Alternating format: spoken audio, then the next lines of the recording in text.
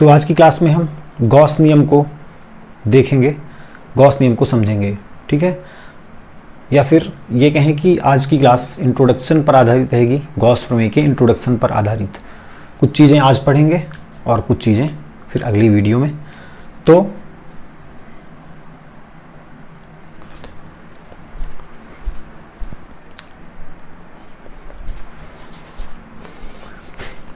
आज की class Gauss law पर आधारित है। तो गॉस लॉ संबंधित है किससे? गॉस लॉ संबंधित है बंद सरफेस से, हाँ, क्लोज्ड सरफेस से, बंद सतह से, ठीक है। क्लोज्ड सरफेस को हमने क्या कहा? बंद सतह, ठीक। बंद सतह से संबंधित है गॉस लॉ, और इस बंद सतह को हम बोलते हैं 3D सरफेस, ठीक है। 3D सरफेस मीन्स त्रिविमीय सतहें। त्रिविमीय सतहें कल हमने देखा था, त्रिविमीय सतहों के बारे में क्या क्या थी त्रिविमीय सतहें हमने देखा था कल। गोला, ठीक है, बेलन और घन, ये सब त्रिविमीय आकृतियां हैं, ठीक है, त्रिविमीय सतहें हैं।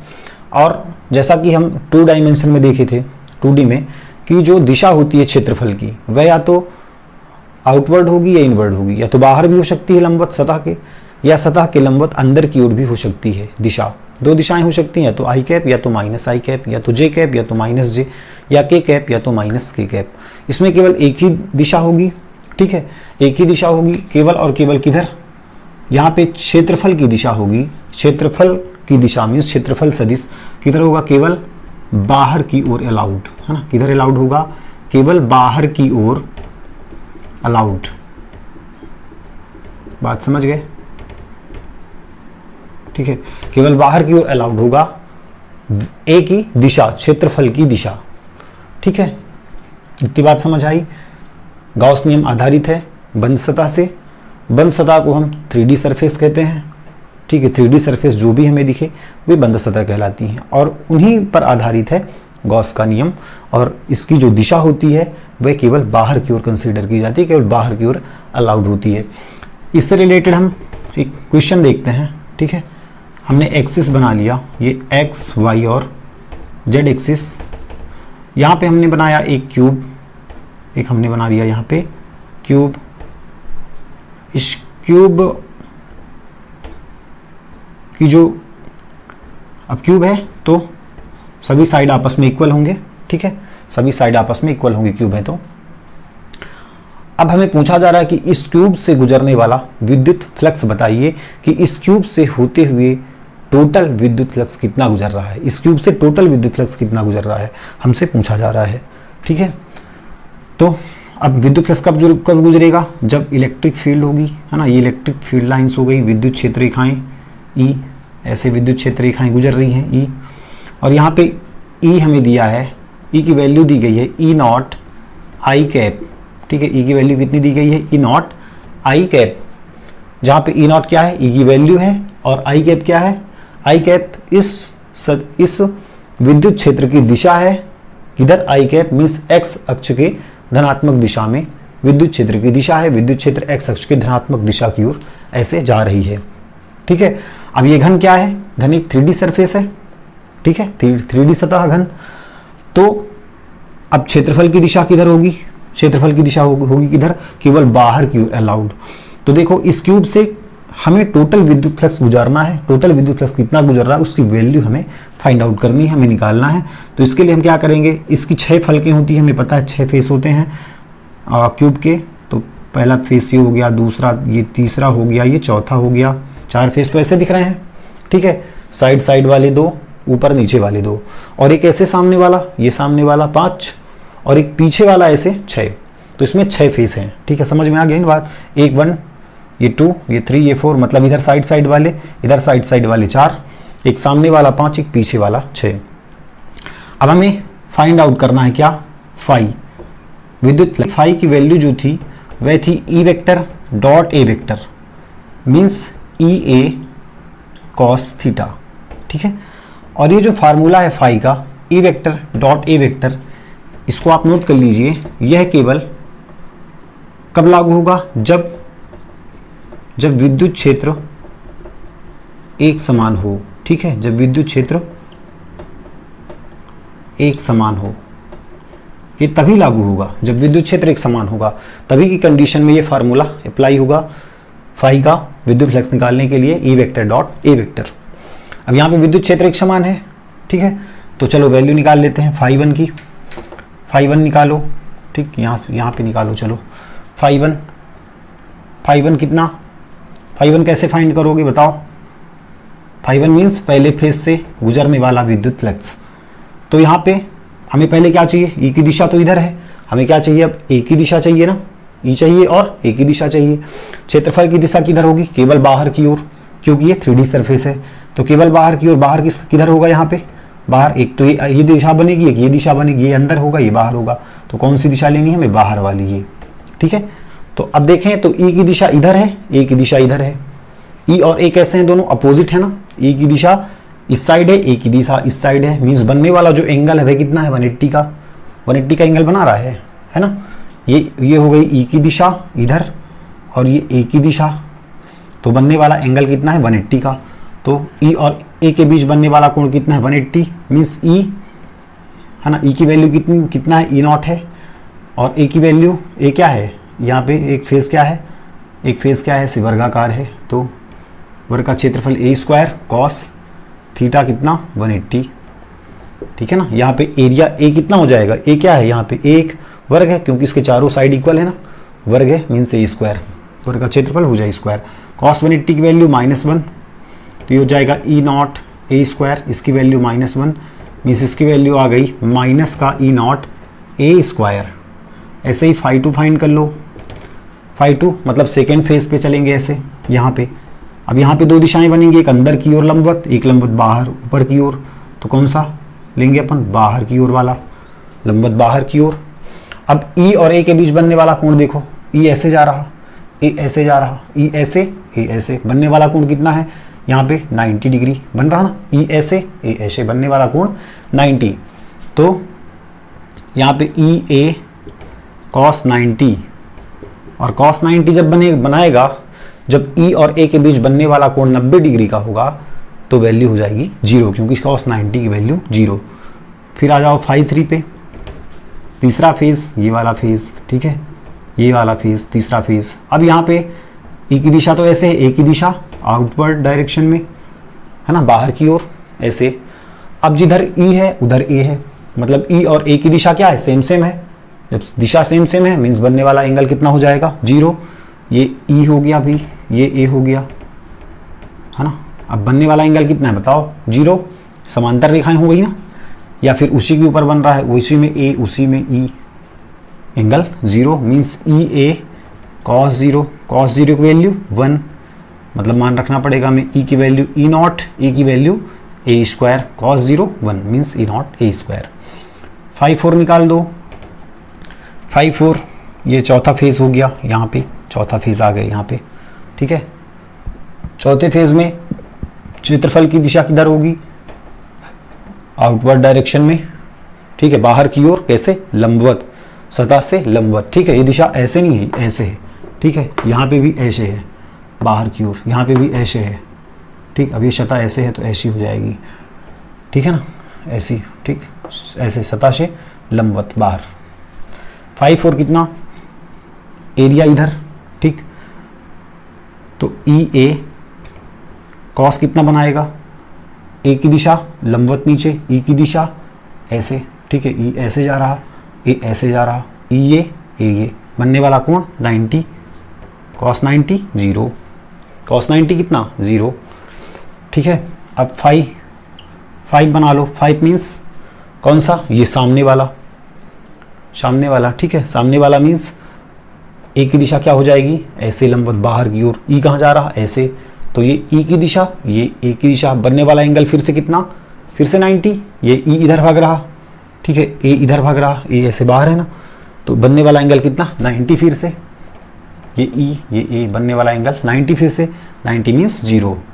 फिर 5 6 निकाल लो, 5 6 क्या पीछे है, पीछे में भी डायरेक्शन कैसे जाएगा, पीछे में ऐसे, ठीक है, या फिर इधर से देख लो, ऐसे ही बनेगा ना, और ई की दिशा ऐसे जा रही और ए बन रहा ऐसे, फिर से 90 बनाएगा, फिर 90 बना लेगा तो कॉस 90 0, 5 मतलब 5 6 कितना हो गया, 0 हो गया। ठीक है। अब ये जब 0 बना तो टोटल फ्लक्स कितना गुजरा भाई, टोटल गुजार दो, टोटल फ्लक्स किससे, कर्व से होकर के, सॉरी क्यूब से होकर के टोटल फ्लक्स कितना गुजर रहा है, नेट फ्लक्स कितना है, नेट फ्लक्स क्या करेंगे, φ1 प्लस φ2 प्लस φ3 है ना, plus dot dot dot dot φ6, सभी को ऐड कर देंगे। तो φ1 कितना है, माइनस ई नॉट ए स्क्वायर, φ2 0 है, ठीक है। फिर φ3 लिख लो, 0 लिखने का कोई मतलब नहीं, ई नॉट ए स्क्वायर, फिर 0 फिर सब 0 है ना, मतलब फिर ये सब क्या मिल रहा है हमें, 4 टाइम्स 0 मिल रहा है, ठीक। तो ये माइनस का ये प्लस का हो गया 0, मतलब फाई टोटल फ्लक्स कितना गुजर रहा, इस क्यूब से होकर के 0। कब किस कंडीशन में गुजर रहा है, ये इसका कुछ ना कुछ कंडीशन है। इस बंद पृष्ठ से गुजरने वाला फ्लक्स कितना है, 0। कब की कंडीशन में, जब कोई 3D आकृति, ठीक है, या बंद सरफेस, क्लोज सरफेस को जब किसी एक समान विद्युत क्षेत्र में रखा जाता है, ठीक है। अगर 3D सरफेस को या क्लोज्ड सरफेस को, बंद सतह को जब एक समान विद्युत क्षेत्र में रखा जाता है और जब उस बंद पृष्ठ के अंदर कोई आवेश ना हो, तब उस बंद पृष्ठ से गुजरने वाला विद्युत फ्लक्स शून्य होता है, ठीक है। नोट कर लो इसे, कॉपी पे लिखो। अगर एक समान विद्युत क्षेत्र है, अगर एक समान विद्युत क्षेत्र है और 3D सतह है, अगर एक समान विद्युत क्षेत्र है और 3D सतह है और सतह के अंदर कोई आवेश नहीं है, लिख लिए, अगर एक समान विद्युत क्षेत्र है और 3D सतह है और सतह के अंदर कोई आवेश नहीं है, तो गुजरने वाला कुल फ्लक्स या नेट फ्लक्स इक्वल 0, मतलब बंद पृष्ठ से गुजरने वाला टोटल फ्लक्स हो जाएगा 0, ठीक है। ये चीज़ समझ आई कि गॉस प्रमेय, गॉस लॉ क्लोज्ड सरफेस से संबंधित है, बंद सतह से संबंधित है।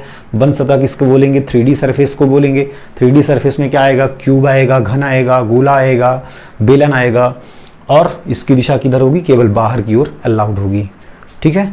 इसका आप स्क्रीनशॉट ले लें या फिर इसको पॉज करके नोट कर लें, ठीक। अब इसके बाद हम चलते हैं, इसके बाद हम दूसरा सवाल देखेंगे, इसको हम मिटा देते हैं, ठीक।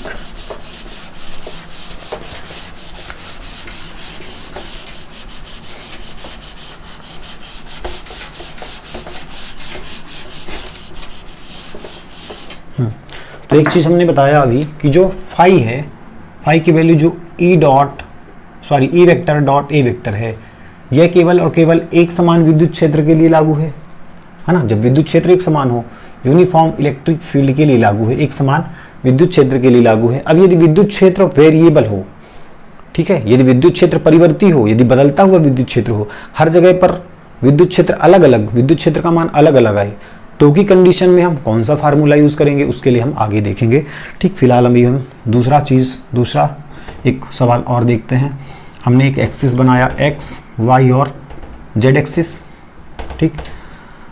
अब इस एक्सिस पे हमने ले लिया एक सिलेंडर, एक हमने बेलन ले लिया, ठीक। तो इस बेलन के दो पृष्ठ हैं, दोनों पृष्ठ कैसे हैं, वृत्ताकार हैं। मान लेते हैं इसकी त्रिज्या है स्मॉल आर, ठीक है, इसकी त्रिज्या है स्मॉल आर और इस बेलन की लंबाई है एल, ठीक है। तो अब हमें क्या करना है, इस बेलन से गुजरने वाला, इस सिलेंडर से गुजरने वाला संपूर्ण विद्युत फ्लक्स का मान हमें पता करना है, ठीक। और यहाँ पे क्या है, यहाँ पे एक समान विद्युत क्षेत्र में ये रखा हुआ है, और यहाँ पे हमें इसकी वैल्यू दी गई है विद्युत क्षेत्र की E naught I cap, means E naught क्या है, इसी की वैल्यू है। आई कैप क्या है, आई कैप है कि इलेक्ट्रिक फील्ड की दिशा आई कैप की ओर है, मीन्स एक्स अक्ष के धनात्मक दिशा की ओर है, ठीक। अब हमें फाइंड आउट करना है कि इस सिलेंडर से होता हुआ कितना विद्युत फ्लक्स गुजर रहा है, टोटल कितना विद्युत फ्लक्स गुजर रहा है। तो इसके पहले हमने अभी देखा कि यदि एक समान विद्युत क्षेत्र है और यदि सरफेस कैसा है, बंद है, बंद सतह है, क्लोज सरफेस है, और उसके अंदर कोई आवेश नहीं है, तो उससे गुजरने वाला कुल विद्युत फ्लक्स शून्य होगा।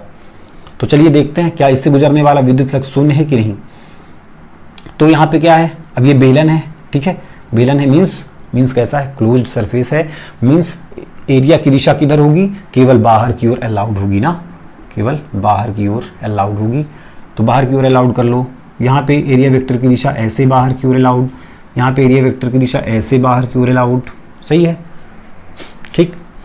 हाँ, तो फाई 1 निकालो, यहाँ पे फाई 1 ये हो जाएगा फाई 1, ये हो जाएगा फाई 2, और ये फाई क्या हो जाएगा, इसको क्या बोलेंगे अपन, इसको कर्व्ड सरफेस है ना, कर्व्ड सरफेस, वक्रीय सतह, वक्राकार है ऐसे, वक्रीय सतह। तो हमें फाई 1 फाइंड करना है, फाई 2 फाइंड करना है, और क्या करना है, फाई कर्व्ड सरफेस, ठीक है, वक्रीय सतह पर फ्लक्स हमें निकालना है, ठीक है, वक्रीय सतह पर फ्लक्स निकालना है। तो चलो फाई 1 फाइंड करो, फाई 1 कितना आएगा, फाई 1 कितना आएगा, यहाँ पे ए की दिशा किधर, पहले फार्मूला लिख लो, ई ए कॉस थीटा, हाँ ई कितना है, ई नॉट है, ए कितना है, ए क्या है, क्षेत्रफल, वृत्त का क्षेत्रफल, पाई आर स्क्वायर, कॉस थीटा कितना है, थीटा क्या है, ई और ए के बीच का कोण, वेक्टर ई और वेक्टर ए के बीच का कोण, तो कोण कितना बनाएगा, ई इधर जा रहा, ए इधर जा रहा, अपोजिट साइड जा रहे, मीन्स एंगल कितना बनाएगा, 180 बनाएगा ना, ये ई ये ए, मीन्स ये ई और ये ए, एंगल कितना बनाएगा 180, कॉस 180 की वैल्यू -1, तो E naught pi R square -1, means ये माइनस की वैल्यू आ गई, E naught pi R square. अब फाई 2 फाइंड कर लो, फाई 2 क्या, यहाँ पे इस पे आ जाओ, तो इधर ए की दिशा किधर है, क्षेत्रफल की दिशा, क्षेत्रफल की दिशा विद्युत क्षेत्र की दिशा में है ना, ये देखो दिशा तो बाहर होगी ना, केवल बाहर की ओर, अंदर की ओर दिशा तो हम लेंगे नहीं, अंदर वाला दिशा तो हम लेंगे नहीं, क्योंकि 3D में हम केवल बाहर वाला दिशा ही लेते हैं, बाहर वाला दिशा ही मान्य है। तो ए की दिशा किधर है, ई की ओर, मीन्स बनने वाला एंगल कितना, जिधर ई उधर ए, बनने वाला कोण जिधर ई उधर ए, जिधर ई उधर ए, जिधर ई उधर ए, बनने वाला कोण कितना 0, तो ई ए कॉस 0 की वैल्यू 1, मतलब ई की वैल्यू ई नॉट, ए की वैल्यू पाई आर स्क्वायर। अब फाई क्या निकाल दो, अब इससे किससे, अब इस कर्व्ड सरफेस से, अब इससे भी फ्लक्स गुजरेंगी ना, पूरे चूंकि ये पूरा बंद पृष्ठ है, हर जगह से क्या होगा, हर जगह से विद्युत बल रेखाएं, विद्युत क्षेत्र रेखाएं गुजरेंगी, मतलब हमें फ्लक्स का मान चाहिए हर पॉइंट से। तो इधर के लिए क्षेत्रफल की दिशा इधर, ए वेक्टर किधर हो जाएगा, लंबवत बाहर की ओर, अंदर वाला कंसीडर नहीं करेंगे, यहाँ से लंबवत बाहर की ओर, अंदर वाला कंसीडर नहीं करेंगे, क्षेत्रफल की दिशा, ठीक है। ये कर्व्ड सरफेस है, वक्रीय सतह है, ऐसे राउंड करेगा ना, ठीक है, ऐसे राउंड करेगा। अब दिशा कैसे होगी, ऐसे ऊपर की ओर, देखो क्षेत्रफल, ये विद्युत क्षेत्र कैसे जा रहा, ऐसे विद्युत क्षेत्र ऐसे पास हो रहा है ना। अब ये जब ऐसे राउंड करेगा तो क्षेत्रफल की दिशा कैसे, ऐसे ऊपर जाएगी, और विद्युत क्षेत्र ऐसे आ रहा है, ठीक है, विद्युत क्षेत्र ऐसे आ रहा है, क्षेत्रफल की दिशा ऐसे जाएगी, ऐसे, तो कितने डिग्री का एंगल बनाते जाएगा, ऐसे देखो, ये ए ये ई, बनने वाला एंगल कितना, बनने वाला एंगल 90 बन रहा ना, ये ई ये ए और ये ई, ठीक है, कंटिन्यूअस 90 डिग्री का एंगल बन रहा है। तो यहाँ पे भी 90 बनाएगा, ऊपर भी और नीचे भी 90 बनाएगा, ई के साथ बनाएगा ना, ठीक है। ये देख लो ई, इसको और आगे चाहे बढ़ा लो, ये देख लो ई के साथ ए कितना बना रहा, ई के साथ ये कितना बना रहा, 90 बना रहा। तो फाई कर्व्ड सरफेस मीन्स इसको लिख सकते हो वक्रीय सतह, है ना, वक्रीय सतह से गुजरने वाला फ्लक्स कितना है, फ्लक्स कितना, ई ए कॉस कितना बना रहा 90, कॉस 90 मीन्स 0, तो टोटल फ्लक्स कितना हो जाएगा, टोटल फ्लक्स, है ना, टोटल फ्लक्स बाय सिलेंडर, ठीक है, सिलेंडर से गुजरने वाला टोटल फ्लक्स कितना है, phi 1 plus phi 2 plus phi curved surface, तो ये माइनस का, ठीक है, इसको लिख दो phi 1 plus phi 2 plus phi curved surface, ठीक है।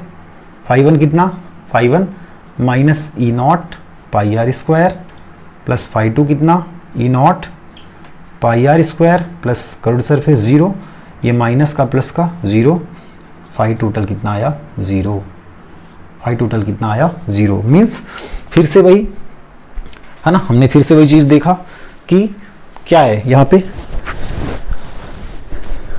एक समान विद्युत क्षेत्र में कोई 3D सरफेस रखा हुआ है, घन सतह रखा हुआ है और उसके अंदर कोई चार्ज नहीं है, तो उससे गुजरने वाला टोटल विद्युत फ्लक्स 0 है। ठीक है, टोटल विद्युत फ्लक्स कितना है 0 है। ठीक, ये दूसरा सवाल हुआ। अब हम तीसरे सवाल पर चल रहे हैं। तीसरे सवाल पर एक सवाल और लगाएंगे, फिर हम देखेंगे गॉस लॉ, गॉस का नियम देखेंगे। एक सवाल और हल कर लेते हैं, इसका आपने स्क्रीनशॉट ले लिया होगा। ठीक, नली हम विद बैक करके ले लीजिएगा। अब हम तीसरा सवाल देखते हैं इसमें से। ठीक, तीसरा सवाल, एक सवाल और करेंगे केवल, ये तीसरा लास्ट है। यहाँ पे एक्स एक्सिस हमने बना लिया, ये वाई हो गया और ये हमने बना लिया जेड एक्सिस। अब यहाँ पे क्यूब रखा हुआ है ऐसे, ठीक है, क्यूब रखा हुआ है ऐसे, क्यूब रखा हुआ है जिसका डिस्टेंस है x इक्वल ए, है ना, मतलब x equal to a distance पे ये क्यूब रखा हुआ है। अब जिसकी लंबाई, चौड़ाई, ऊंचाई सब ए होगी क्योंकि क्यूब है, घन है। ठीक है, सब इक्वल है। अब यहाँ पे विद्युत क्षेत्र कैसा है, एक समान विद्युत क्षेत्र है, एक समान विद्युत क्षेत्र है ना, बिल्कुल ई एक समान विद्युत क्षेत्र है। इक्वेशन है E equal E not x I cap. Equation क्या बना, E equal E not x I cap. अब बताओ, ये भी एक क्लोज्ड सरफेस है ना, बंद सतह है, बंद सतह है और ये भी एक समान विद्युत क्षेत्र में रखा हुआ है। बंद सरफेस है, एक समान विद्युत क्षेत्र में रखा हुआ है और इसके अंदर भी कोई आवेश नहीं है, तो क्या इससे भी गुजरने वाला संपूर्ण विद्युत फ्लक्स शून्य होना चाहिए? होना चाहिए ना, इससे भी गुजरने वाला संपूर्ण विद्युत फ्लक्स शून्य होना चाहिए क्योंकि एक समान विद्युत क्षेत्र में रखा हुआ है और एक बंद सतह भी है और इसके अंदर कोई आवेश भी नहीं है, तो इससे गुजरने वाला विद्युत फ्लक्स शून्य होना चाहिए। लेकिन ऐसा नहीं होता, क्यों? क्योंकि ये जो ई है, जो विद्युत क्षेत्र है, अब वह एक्स पर डिपेंड कर रहा है और जो कि x इक्वल टू ए है। x क्या है, डिस्टेंस है। ठीक है, डिस्टेंस है जो कि a के इक्वल है। मीन्स ई अब x पर डिपेंड कर रहा है और अब x की वैल्यू, अब x की वैल्यू यहाँ के लिए कुछ अलग होगी, यहाँ के लिए कुछ अलग होगी, मतलब अब x पर डिपेंड कर रहा है ना, दूरी पर डिपेंड कर रहा है अब, इसलिए अब इससे गुजरने वाला विद्युत फ्लक्स शून्य नहीं होगा। तो चलो इससे भी गुजरने वाला विद्युत फ्लक्स हम देख लें। तो फिर से वही क्यूब है, ये फर्स्ट फेज, ये सेकेंड फेज, ये थर्ड फेज, ये फोर्थ फेज, ये सामने वाला, फिर पीछे वाला 6 फेज बनेंगे। ठीक है, 6 फेज बनेंगे। तो पहले फ्लक्स गुजरने वाला, पहले फेज से गुजरने वाला विद्युत फ्लक्स, पहले फेज से, तो ई की दिशा तो इधर है। अब ए की दिशा हमें निकालनी पड़ेगी ना। ए क्या होगा, सतह से लंबवत बाहर की ओर। ठीक है, अंदर वाला कंसीडर नहीं करेंगे, लंबवत बाहर की ओर ए की दिशा। तो यहाँ पे φ1 निकाल लो, पहले फेज से गुजरने वाला विद्युत फ्लक्स φ1 कितना, ई ए कॉस थीटा, मतलब ई की वैल्यू ई नॉट एक्स। ठीक है, अब x इक्वल कितना है, x इक्वल ए है, तो अभी चाहे x ही लिख दो। ए कितना, ए स्क्वायर, स्मॉल ए स्क्वायर, कॉस थीटा कितना, थीटा देखो, ए ऐसे, ई ऐसे, जब अपोजिट बनाए। ठीक है, ई इधर बन रहा, ए इधर बन रहा, अपोजिट बन रहा मीन्स बनने वाला एंगल 180, अपोजिट बन रहा मीन्स बनने वाला एंगल 180। ठीक है, अपोजिट जब बनाए, ये ई बनाए, ये ए बनाए, अपोजिट बनाए, बनने वाला एंगल 180, क्योंकि एक दूसरे को ऐसे समझ सकते हो खींच रहे हैं। ठीक, अपोजिट डायरेक्शन पे जा रहे हैं। 180 माइनस 1, 180 की वैल्यू -1 मीन्स माइनस इधर आ जाएगा। ई नॉट एक्स, अब एक्स की वैल्यू ए के इक्वल है, यहाँ पे ए रख दो, तो ए रख दोगे तो क्या बन जाएगा, ए into a square A cube बनेगा ना। एक्स की वैल्यू ए रखें तो ए into a square A cube. अब φ2 निकालें दूसरे फेज से, यहाँ से गुजरने वाला विद्युत फ्लक्स। अब यहाँ पे क्षेत्रफल की दिशा किधर हो जाएगी, लंबवत बाहर की ओर, अंदर वाला कंसीडर नहीं करेंगे। ठीक है, लंबवत बाहर की ओर। अब ई और ए के बीच बनने वाला एंगल देख लो, ई ऐसे है, ई ऐसे जा रहा, ए ऊपर की ओर जा रहा, ई ऐसे, ई ऐसे, ए ऐसे, ऊपर की ओर, बनने वाला एंगल कितना, 90। तो ई ए कॉस 90। अब हम जब 90 बन जाए तो 90 मतलब 0। ठीक है, 90 में जो लास्ट में 0 है, 90 का मतलब 0। ठीक है, क्योंकि cos 90 की वैल्यू 0 होती है। अब फाई 3 निकाल लो, फाई 3 कितना, तीसरा फेज ये वाला, ठीक। अब इस फेज को देखो, इस फेज को ज़रा देखना, ठीक है। हाँ, यहाँ पे ई ए कॉस कितना बनाएगा, क्षेत्रफल की दिशा लंबवत बाहर की ओर। अब देखो जिधर इलेक्ट्रिक फील्ड की दिशा है, जिधर विद्युत क्षेत्र की दिशा है, उधर ही ए की दिशा है, मतलब इधर ए है, इधर ही ई। बनने वाला एंगल कितना हो जाएगा, 0 डिग्री। बनने वाला एंगल 0 डिग्री, 0 डिग्री बनाएगा ना। ई और ए के बीच बनने वाला कोण 0 डिग्री। ई कितना है, ई नॉट एक्स, ठीक है। ए की वैल्यू ए स्क्वायर, कॉस 0 की वैल्यू 1, ई नॉट। अब एक्स कितना है देखो, एक्स मतलब ये फेस है, ठीक है। इस फेस की दूरी कितनी है, इस फेस की दूरी एक्स इक्वल तो ए है, ठीक है। प्लस यहाँ पे भी ये दूरी एक्स है ना, यहाँ पे ये दूरी ए है, क्योंकि यहाँ पे सब ए है, क्यूब है ना, तो ये भी ये कितना होगा, ए होगा। मतलब ये जो फेस है, इस फेस की दूरी एक्स इक्वल कितना हो जाएगा, यहाँ तक तो ए है, ठीक है, यहाँ तक ए है, फिर यहाँ तक भी ए है, मतलब इसकी दूरी कितनी हो गई, ए प्लस ए, 2a, ठीक है। बात समझ रहे हो ना, दूरी कितनी हो गई, 2a इंटू ए स्क्वायर हो गई ना भाई। यहाँ तक तो ए है ऑलरेडी, और ये दूरी भी तो ए है, क्योंकि इस फलक के लिए हमें यहाँ ये दूरी कंसीडर करनी है, ये दूरी प्लस ये दूरी, हमें यहाँ पहुँचना है, तो इस दूरी को हमें क्रॉस आउट करना पड़ेगा, इस दूरी को भी पास करना पड़ेगा हमें, ठीक है। तो ये E naught 2a into a square कितना हो जाएगा, 2a क्यूब, मतलब 2 को बाहर लिख लो, तो फाई 3 कितना बनाएगा, 2 ई नॉट ए क्यूब। फाई 4 निकाल लो, चौथे फेज से गुजरने वाला विद्युत फ्लक्स, ठीक है। क्षेत्रफल की दिशा ऐसे लंबवत बाहर की ओर, मतलब नीचे, अंदर वाला कंसीडर नहीं करेंगे। अब फिर से ई और ए के बीच बनने वाला एंगल, अब ई ऐसे जा रहा, ए ऐसे आ रहा, बनने वाला एंगल कितना देख लो, 90 का। बनने वाला एंगल कितना, 90 का। ई ऐसे, ए ऐसे, ई ऐसे जा रहा, ए ऐसे आ रहा, ई इधर है, ए नीचे है, बनने वाला एंगल कितना, 90 है। cos 90 मीन्स 0, बात खत्म। इस वाले फलक से गुजरने वाला विद्युत फ्लक्स, अब ये फलक है ना, ये फेज है, तो क्षेत्रफल की दिशा कैसे होगी, ऐसे लंबवत बाहर, और ई की दिशा कैसे है, ऐसे, ठीक है। तो ये ई की दिशा, ये ई की दिशा मान लो, ठीक है। ई की दिशा ऐसे जा रही ना, ई ऐसे जा रहा, मतलब इधर भी से ऐसे जाएगा ना, तो ये ई की दिशा और ये ए की दिशा, ई और ए के बीच बनने वाला एंगल कितना, 90 बनेगा ना। ये ई इधर जाएगा, ए इधर जाएगा, फिर से 90 बनाएगा, मतलब 0। फाई 6 मतलब पीछे वाला फेस, ठीक है। पीछे वाला फेस मीन्स फिर से ऐसे एंगल बनाएगा, पीछे वाले फेस में बाहर की ओर बनाएगा, ऐसे उधर बनाएगा, ठीक है। ऐसे उधर बनाएगा मीन्स ऐसे ही समझो। तो इलेक्ट्रिक फील्ड फिर से ऐसे पास करेंगी, इलेक्ट्रिक फील्ड लाइंस, है ना, विद्युत क्षेत्र रेखाएं ऐसे पास करेंगी, और एक ऐसे बनाएगा इलेक्ट्रिक फील्ड से 90 डिग्री, है ना। एक इधर जाएगा, सतह से लंबवत बाहर की ओर ऐसे जा रहा, और इलेक्ट्रिक फील्ड ऐसे जा रहा, तो बनने वाला एंगल कितना, 90 का, ठीक है। 90 का, तो फिर से 0, cos 90 0 लिख देंगे।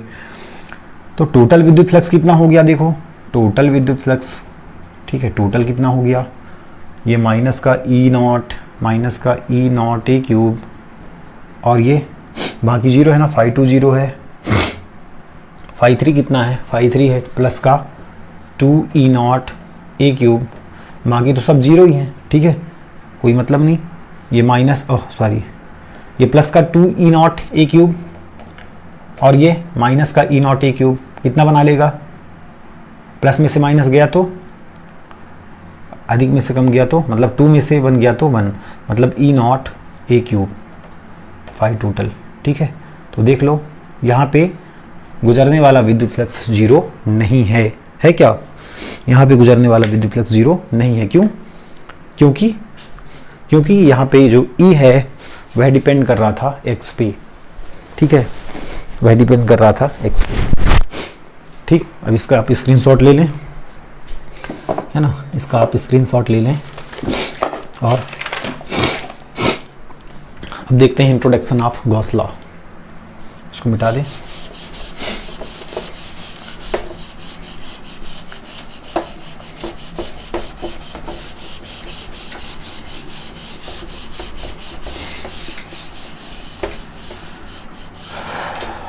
अब देखेंगे इंट्रोडक्शन ऑफ गॉस लॉ। ठीक, अब गॉस लॉ हमने बताया कि गॉस लॉ पढ़ने के लिए गॉस लॉ किस तरह के प्रश्न में बनेगा, कैसा सरफेस चाहिए, क्लोज सरफेस चाहिए है। ठीक है, क्लोज सरफेस चाहिए है, बंद सतह चाहिए है। तो बंद सतह में हम ले लेते हैं क्या, एक हम ले लेते हैं बंद सतह के लिए गोला। क्या ले लेते हैं हम, एक बंद सतह के लिए गोला। ठीक है, एक हमने गोला ले लिया स्फीयर। ठीक, हमने ले लिया एक गोला। ठीक, अब ये गोला कैसा है, इसको हम क्या बोल सकते हैं, बंद सतह। बंद सतह बोलेंगे ना, क्लोज सरफेस। ठीक, जो कि कैसा है, 3D है, जो कि कैसा है, 3D है ना, 3 डायमेंशन का है, त्रिविमीय ज्यामिति है, 3D है। ठीक है, अब इसके लिए हम क्या करते हैं, इसके लिए हम इस गोले के अंदर एक आवेश रखते हैं प्लस क्यू। ठीक है, एक आवेश रखते हैं हम प्लस क्यू। ठीक, एक हम आवेश रख देते हैं प्लस क्यू। अब इस आवेश से क्या निकलेंगी, अब आवेश है और ये कैसा है, बंद पृष्ठ है। ठीक, बंद पृष्ठ है, गोला है। अच्छा ये बताओ, गॉसी पृष्ठ के लिए या गॉस नियम के लिए हम 3D आकृति क्यों लेते हैं, हम बंद आकृति क्यों लेते हैं, हम ओपन सरफेस क्यों नहीं लेते, खुला सरफेस। हम चाहें तो यहाँ पे वृत्त ले लें। ठीक है, ये वृत्त नहीं है, ये सरफेस, ये स्फीयर है, गोला है। तो हम 2D सरफेस इसलिए नहीं लेते क्योंकि वहाँ पे 2 डायरेक्शन होता है। ठीक है, और दोनों अनिश्चित होता है। और यहाँ पे हमें सुविधा होती है, हम समझ सकते हैं, यदि ये स्फीयर है तो हम समझ सकते हैं कि ये बाहर है और ये अंदर वाली दिशा है। ठीक है, क्योंकि वृत्त जो खुला हुआ है, ठीक है, आयत है या वर्ग है, वो तो खुला हुआ सरफेस है ना, उसको हम नहीं समझ सकते। लेकिन जब बंद सरफेस है तो हम समझ सकते हैं कि अंदर वाली दिशा है, बाहर वाली दिशा है, तो हम बाहर वाली दिशा को कंसीडर कर पाते हैं, अंदर वाली दिशा को भी समझ पाते हैं, तो हम लेते केवल बाहर वाली दिशा है। ठीक है, इसलिए हम गॉस लॉ के लिए हम 3D सरफेस बंद सतह को ही लेते हैं। गोला हो गया, बेलन हो गया, ठीक है, क्यूब हो गया, हम कोई भी बंद सतह ले सकते हैं। तो यहाँ पे कोई चार्ज रखा है। ठीक, अब इस चार्ज रखा है तो इस चार्ज से क्या होगा, इलेक्ट्रिक फील्ड लाइंस जाएंगी ना। ठीक है, कोई आवेश रखा हुआ है तो उस आवेश से, अब धनावेश है तो विद्युत क्षेत्र रेखाएं कैसी जाएंगी, धनावेश से बाहर की ओर जाती हैं, है ना। ऋणावेश में अंदर की ओर आती हैं विद्युत क्षेत्र रेखाएं, हमने पहले भी पढ़ा है। धनावेश से बाहर जाती हैं और ऋणावेश की ओर आती हैं, धनावेश से जाती हैं। तो विद्युत क्षेत्र रेखाएं, ये इलेक्ट्रिक फील्ड लाइंस कैसे जाएंगी, ऐसे चली जाएंगी। इलेक्ट्रिक फील्ड लाइंस हो गई। ठीक है, कहीं भी देख लो, इलेक्ट्रिक फील्ड लाइंस हो गई, इलेक्ट्रिक फील्ड लाइंस हो गई, इलेक्ट्रिक फील्ड लाइंस हो गई। ठीक है, अब देखो, इसके पहले हमने देखा था क्यूब। अब हमें इससे क्या निकालना है, इस स्फीयर से, इस गोले से कितना विद्युत फ्लक्स गुजर रहा है, ये हमें फाइंड आउट करना है कि इस गोले से कितना विद्युत फ्लक्स गुजर रहा है। तो देखो, हम ऐसे निकाल पाना हमारे लिए कठिन है कि एक गोला दे दिया गया हमें, उसके अंदर आवेश रख दिया गया और पूछा गया कि इस गोले से होकर के कितना आवेश, कितना फ्लक्स गुजर रहा है, हमें बताएं। तो इसके पहले हमने अभी क्या किया, हमने क्यूब निकाला, सिलेंडर निकाला। ठीक, तो उससे जब हम विद्युत फ्लक्स गुजार रहे थे, हमें जब एक क्यूब दिया गया तो उसके लिए आसान था। हमने क्या किया, उस क्यूब को हमने देखा कि इस क्यूब में 6 फलकें हैं, तो हमने अलग अलग फलकों से निकाल लिया कि इस फलक से विद्युत फ्लक्स का मान इतना, इस फलक से विद्युत फ्लक्स का मान इतना, और लास्ट में हमने सबको ऐड कर दिया। तो हमें उस क्यूब से निकलने वाला कुल विद्युत फ्लक्स या नेट विद्युत फ्लक्स हमें पता चल गया। वैसे हमने सिलेंडर में देखा, उसके पहले हमने दोनों वृत्त से निकाल लिए, फिर हमने कर्व सरफेस से निकाल लिया, वक्रीय सतह से कि कितना विद्युत फ्लक्स गुजर रहा है। फिर हमने उन तीनों को टोटल किया तो हमें विद्युत फ्लक्स का मान पता चल गया। अब यहाँ पे देखो, यहाँ पे ना तो ऐसी कोई सतह है, ठीक है, जिसको आप कंसीडर कर पाओ, ना ऐसी कोई सतह नहीं ना। ठीक है, कोई फलक नहीं कि हम ऐसे कंसीडर कर पाएँ। तो इसके लिए क्या करते हैं हम, इसके लिए हम चूंकि एक बहुत बड़ा गोला है, ठीक है, एक बहुत बड़ा गोला, स्फीयर है, ऐसे फुटबॉल मान सकते हो, एक बहुत बड़ा गोला है। ठीक, अब इस गोले को हम कई पार्ट में डिवाइड कर सकते हैं ना। चूंकि गोला बहुत बड़ा है, इस गोले का हमने एक छोटा सा भाग देखा जिसका क्षेत्रफल, अब चूंकि जब इस पूरे गोले का क्षेत्रफल कितना होगा, इस पूरे गोले का क्षेत्रफल होगा a, तो हमने बहुत छोटा सा भाग ले लिया इसका, बहुत छोटा सा भाग हमने ले लिया, ठीक, एकदम छोटा सा भाग ले लिया, ठीक, जिसका क्षेत्रफल कितना हो गया डी ए, जिसका क्षेत्रफल कितना हो गया डी ए। बात समझ आ रही है? एक पूरे गोले का क्षेत्रफल है ए, तो गोले के छोटे से भाग का क्षेत्रफल हो गया डी ए, क्योंकि छोटे से क्षेत्रफल को हम डी ए से कंसीडर करते हैं, तो छोटा सा क्षेत्रफल हो गया डी ए। अब इस क्षेत्रफल की दिशा किधर होगी, इस क्षेत्रफल की दिशा किधर होगी, इस क्षेत्रफल की दिशा किधर होगी, उस सतह से लंबवत बाहर की ओर। तो सतह से लंबवत बाहर, ये सतह होगी, सतह से लंबवत बाहर मीन्स इसी दिशा में डी ए बी है। समझ रहे हो? इसी सतह में क्या है, डी ए बी है ना। तो फाई के लिए हम क्या निकाल रहे थे, फाई हमारा क्या था, फाई क्या था हमारा ई डॉट ए, ठीक है, ई डॉट ए था। तो यहाँ पे हम पर क्या निकाल लेंगे, अब चूंकि फाई किसके लिए, टोटल फ्लक्स के, टोटल क्लोज सरफेस के लिए, टोटल बंद सतह के लिए फाई। अब छोटा सा क्षेत्रफल है, तो छोटे से क्षेत्रफल के लिए क्या हो जाएगा डी फाई, छोटे से क्षेत्रफल के लिए क्या हो जाएगा डी फाई, छोटे से क्षेत्रफल के लिए d phi, d phi, d phi equal क्या हो जाएगा ई डॉट डी ए होगा ना। बड़े सतह के लिए ई डॉट ए, तो छोटे सतह से निकलने वाला फ्लक्स कितना होगा, छोटे से क्षेत्रफल से निकल रहा है, मतलब डी ए क्षेत्रफल से निकल रहा है ना, तो कम विद्युत फ्लक्स गुजर रहा है एक छोटे से सतह से, डी ए क्षेत्रफल से डी फाई विद्युत फ्लक्स गुजर रहा है, ठीक है। हाँ, तो यहाँ पे डी फाई इक्वल कितना लिख सकते हैं, d phi equal E d A cos theta, E d A cos theta. यहाँ अब ई और डी ए के बीच बनने वाला एंगल कितना है, ई और डी ए के बीच बनने वाला एंगल कितना है, थीटा। यहाँ पे थीटा देखो 0 है, थीटा कितना है 0 है ना, ई उधर ए उधर। ऐसे ही यहाँ पे भी हम एक छोटा सा क्षेत्रफल मान लें डी ए क्षेत्रफल, तो इसकी दिशा किधर हो जाएगी, इस सतह से लंबवत बाहर की ओर, फिर से बनने वाला कोण थीटा 0, इस बिंदु पर मान लें, ठीक है, एक छोटा सा क्षेत्रफल डी ए क्षेत्रफल, क्षेत्रफल की दिशा लंबवत बाहर की ओर, बनने वाला एंगल थीटा 0। ऐसे हर बिंदु पे मान सकते हैं, देख सकते हैं, ठीक है। यहाँ छोटा क्षेत्रफल डी ए, क्षेत्रफल की दिशा लंबवत बाहर की ओर, बनने वाला एंगल थीटा 0, और इसकी रेडियस है, इसकी जो त्रिज्या है मान लेते हैं वह है कैपिटल आर, ठीक है। इसकी त्रिज्या कितनी है, कैपिटल या फिर स्मॉल आर मान लो, कोई दिक्कत नहीं, ठीक है। इसकी त्रिज्या है स्मॉल आर। अब देखो ये छोटे छोटे क्षेत्रफल है ना, ये छोटा सा क्षेत्रफल, ये छोटा सा क्षेत्रफल, ये छोटा सा क्षेत्रफल, ये छोटा सा क्षेत्रफल, ये छोटा सा क्षेत्रफल, और ये सभी क्षेत्रफल एकदम छोटे छोटे हैं, छोटे छोटे हैं। तो इन सभी छोटे छोटे क्षेत्रफलों को जब जोड़ दिया जाए, है ना, इस क्षेत्रफल से गुजरने वाला विद्युत फ्लक्स प्लस इस क्षेत्रफल से गुजरने वाला प्लस फिर डी ए क्षेत्रफल से गुजरने वाला प्लस फिर से डी ए क्षेत्रफल से गुजरने वाला विद्युत फ्लक्स मीन्स संपूर्ण गोले से गुजरने वाला विद्युत फ्लक्स। इसके लिए हम क्या करते हैं, समाकलन करते हैं, ठीक है। क्या करते हैं, समाकलन करते हैं, क्या कर देते हैं, समाकलन। तो क्या कर देंगे, इसका हम समाकलन कर देंगे डी फाई का, ठीक। डी फाई का समाकलन करने से हमको क्या मिल जाएगा, डी फाई का समाकलन मीन्स छोटे से क्षेत्रफल से गुजरने वाला विद्युत फ्लक्स जो है, छोटे से क्षेत्रफल से गुजरने वाले विद्युत फ्लक्स का समाकलन करने पर हमें संपूर्ण गोले से गुजरने वाला विद्युत फ्लक्स का मान मिल जाएगा, ठीक है। तो ये कितना हो जाएगा, ये कितना हो जाएगा ई डी ए, ठीक है, कितना हो जाएगा ई डी ए। अब जब विद्युत क्षेत्र एक समान हो, ठीक है, विद्युत क्षेत्र जब एक समान हो तो ई को बाहर कर लो, तो फाई इक्वल क्या हो जाएगा ई बाहर, समाकलन किसका, डी ए का, समाकलन किसका, डी ए का, समाकलन किसका, डी ए का, ठीक है।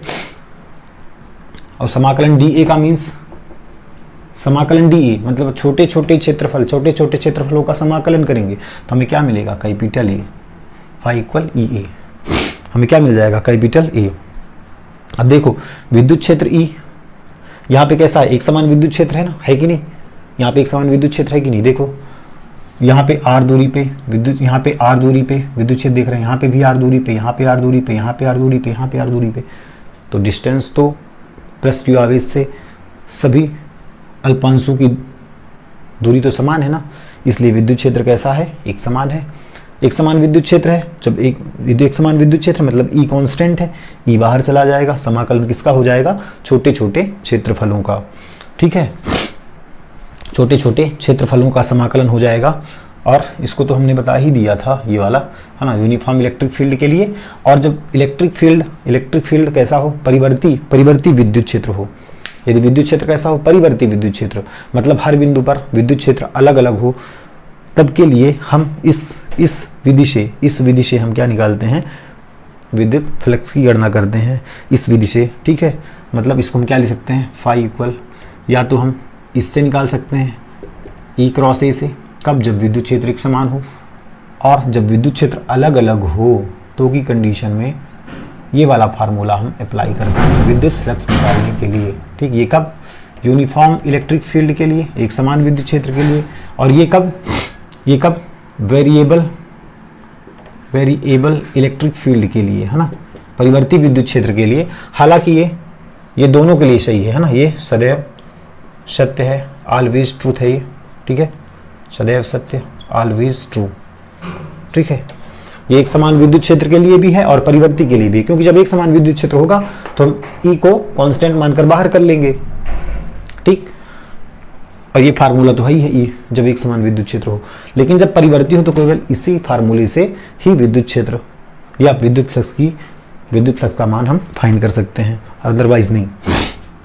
तो यहाँ पे फाई इक्वल रख लो, ई की वैल्यू कितनी, ई की वैल्यू हमने पढ़ा था 1/4πε0 q बाई आर स्क्वायर। ठीक है, दूरी कितनी है, स्मॉल आर, तो आर स्क्वायर इंटू